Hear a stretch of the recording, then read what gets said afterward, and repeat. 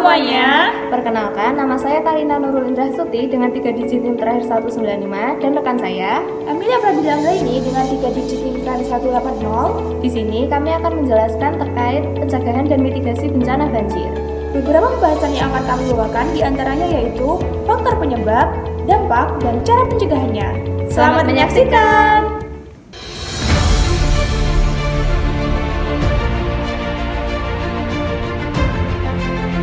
Kabupaten Sukabumi, Jawa Barat terendam banjir. Bekasi Timur, Bekasi terendam banjir. Hujan deras yang mengguyur wilayah Sukabumi, Jawa Barat mengakibatkan banjir. Kota Bandar Lampung kembali diterjang banjir bandang.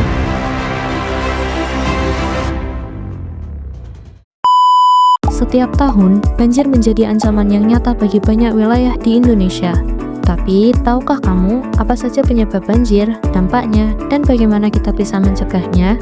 Yuk kita bahas bersama. Banjir dapat disebabkan oleh beberapa faktor. Di antaranya yaitu faktor alam, faktor manusia, serta faktor teknis dan kebijakan. Pada faktor alam, contohnya yaitu curah hujan tinggi di mana dapat menyebabkan air meluap, kemudian topografi daerah rendah menyebabkan mudah tergenang air, serta pasang air laut atau rop. Sedangkan pada faktor manusia, contohnya penebangan liar, alih fungsi lahan menjadi perumahan sehingga mengurangi daerah resapan, membuang sampah ke sungai, drainase yang buruk sehingga air menggenang, serta pembangunan di bantaran sungai yang mengganggu aliran air. Selanjutnya, faktor teknis dan kebijakan seperti tata ruang yang buruk, yaitu pembangunan tanpa mempertimbangkan risiko banjir, kurangnya infrastruktur pengendali banjir seperti tanggul, bendungan, atau kanal yang belum memadai, serta kurangnya edukasi masyarakat sehingga kesadaran untuk menjaga lingkungan masih rendah.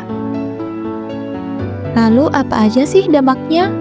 Yang pertama ada bidang sosial, seperti pengungsian massal, korban jiwa, aktivitas masyarakat terganggu, dan trauma terutama bagi anak-anak dan lansia. Yang kedua ada bidang ekonomi, seperti aset dan properti rusak, usaha terhenti, biaya pemulihan tinggi, dan distribusi barang terganggu. Yang ketiga ada bidang kesehatan, seperti penyakit akibat air kotor, akses kesehatan terbatas, dan sulitnya mendapatkan air bersih. Yang keempat ada bidang pendidikan, seperti sekolah rusak yang menyebabkan anak-anak tidak bisa belajar. Yang kelima ada bidang lingkungan, seperti ekosistem rusak, air dan tanah tercemar, erosi dan sedimentasi. Tetapi tetap tenang, banjir bisa dicegah dengan langkah-langkah mitigasi yang tepat. Yang pertama, reboisasi dan penghijauan.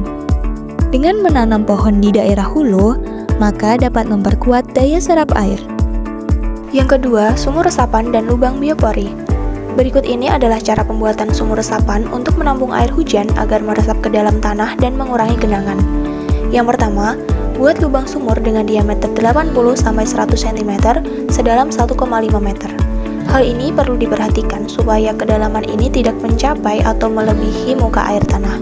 Kemudian, sumur harus dibuat minimal 1 meter dari pondasi rumah dan 5 meter dari septic tank agar tidak mencemari air tanah. Kedua, buat dinding sumur dari batu bata atau beton untuk menjaga struktur tetap kuat.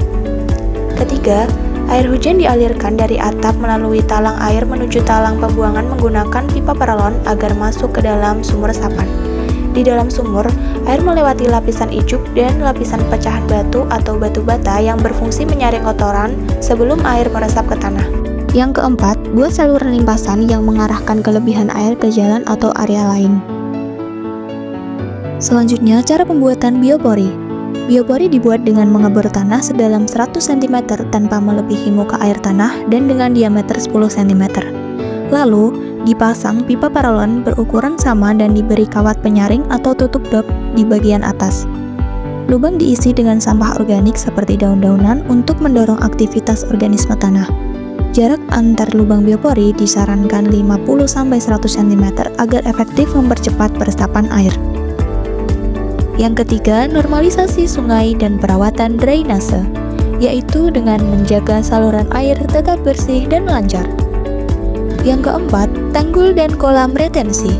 Hal ini dapat menampung air saat volume berlebih. Yang kelima, sistem peringatan dini dan peta rawan banjir. Hal ini dapat memberi waktu untuk evakuasi dan kesiapsiagaan. Yang keenam, edukasi dan gotong royong masyarakat. Karena menjaga lingkungan adalah tanggung jawab bersama. Berdasarkan penjelasan yang telah kami sampaikan, dapat disimpulkan bahwa banjir terutama di Indonesia dapat disebabkan oleh kombinasi faktor alam, aktivitas manusia, serta kurangnya perencanaan teknis dan kebijakan yang tepat. Dampaknya meluas ke berbagai bidang, mulai dari sosial, ekonomi, kesehatan, pendidikan, hingga lingkungan. Namun, banjir dapat dicegah melalui upaya mitigasi seperti reboisasi, pembangunan infrastruktur resapan air, normalisasi sungai, hingga edukasi masyarakat. Kerjasama semua pihak menjadi kunci utama dalam mengurangi risiko dan dampak banjir. Banjir bukan hanya sekedar bencana, tetapi juga peringatan. Maka dari itu, ayo mulai dari diri sendiri untuk selalu jaga lingkungan untuk masa depan.